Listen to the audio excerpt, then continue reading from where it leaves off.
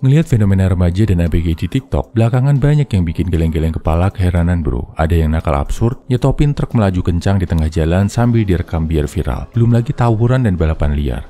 Yang lebih unik, berkiblat ke negara barat ada juga bro. Banyak yang tiba-tiba dengan bangga mendeklarasikan dirinya gender fluid, bukan cewek, bukan cowok. Padahal banyak yang organ reproduksi biologisnya masih belum berkembang sempurna. Dan pengalaman hidupnya masih seumur jagung, mungkin kenal lawan jenis saja belum pernah. Tapi udah melabeli diri mereka dengan gender yang aneh-aneh. Pakai pronoun aneh-aneh di bio-nya. Yang cowok nggak mau dipanggil mas, yang cewek nggak mau dipanggil mbak. Pakai baju yang berlawanan sama jenis kelamin lahir mereka sambil joget-joget. Plus satu kegiatan ekstra, menganggap yang nggak dukung LGBTQ sebagai manusia jahat. Celakanya lagi, membenci cowok normal yang bersikap maskulin dengan dalih toxic masculinity. Ada yang mendukung body positivity, love my body, tapi langsung melabeli orang-orang yang rajin olahraga sebagai orang toxic, bahkan fatphobic. Tenaga dan waktu mereka habis duluan buat membenci, buat berusaha terlihat spesial dan cari perhatian. Ada juga yang pura-pura sakit, pura-pura punya mental illness, depresi, ADHD, Tourette syndrome, split personality, bukannya cari jalan buat ngobatin penyakitnya, tapi malah dipakai sarana buat cari perhatian di medsos. Ada yang baru ditegur ortu karena begadang, udah ngerasa jadi orang paling tersakiti sedunia. Punya ortu paling toksik dan jadi korban mental abuse. Kasian yang sakit beneran bro, jadi ketutup sama mereka yang sibuk pura-pura ini. Pertanyaannya, kenapa kok sekarang bocil dan ABG makin absurd kelakuannya? Sebenarnya ini udah terjadi kok bro sejak zaman dulu. Di zaman bapak-bapak kita, ada fenomena hippies. ABG yang gak mau diatur, pengen hidup bebas kayak gelandangan, pakai baju mencolok sambil ngobat. Di generasi 90-an, sempat ada tren emo, screamo, dan lain-lain yang mungkin kita sendiri juga sempat jadi pengikutnya.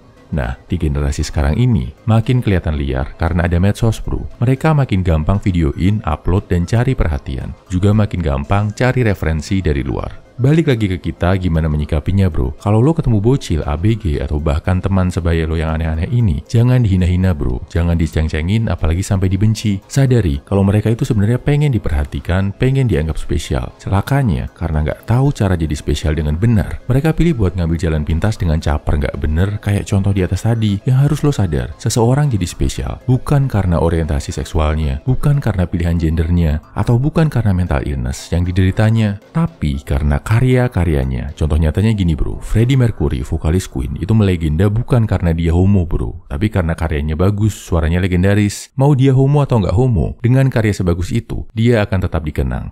Billie Eilish terkenal bukan karena mental illness-nya, tapi karena memang suaranya bagus dan musiknya enak dinikmati. Kalau lo sekedar niruin orientasi seksualnya atau niruin sok-sokan punya mental illness-nya, kebalik bro jalan pikiran lo. Yang ditiru itu karya, perjuangan, kerja keras mereka, bukan orientasi seksual atau mental illness-nya. Tapi kenapa kok lebih banyak ABG yang milih niruin keanehan orientasi seksual idola mereka atau mental illness yang mereka punya? Jawabannya, karena itu lebih gampang buat dapetin perhatian bro.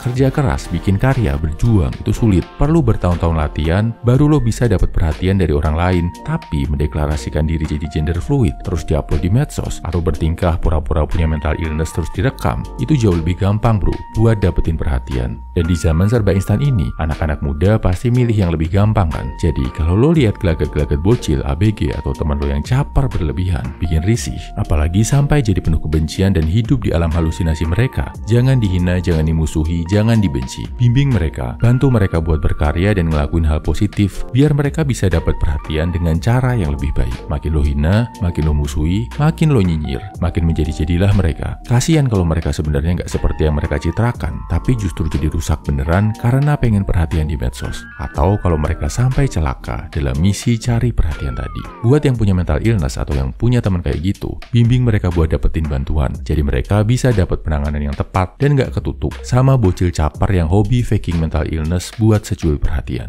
Ingat bro, lo itu jadi spesial bukan karena pilihan gender lo, bukan karena beratnya mental illness yang lo punya, bukan juga karena kenakalan lo. Hal yang bakal bikin lo beneran spesial adalah karya-karya positif dan manfaat yang lo bagikan ke masyarakat. Dan saat mengidolakan seseorang, coba pahami lebih dalam lagi bro. Tirulah kerja keras, pencapaian, dan prestasinya, bukan sekedar penampilan, keanehan, atau hal yang bisa bikin lo dapet perhatian dengan instan. Gua percaya lo itu spesial bro. Spesial karena bisa jadi pria sejati yang memberi manfaat luar biasa ke orang-orang penting dalam hidup lo. See you at the top. Semangat bro.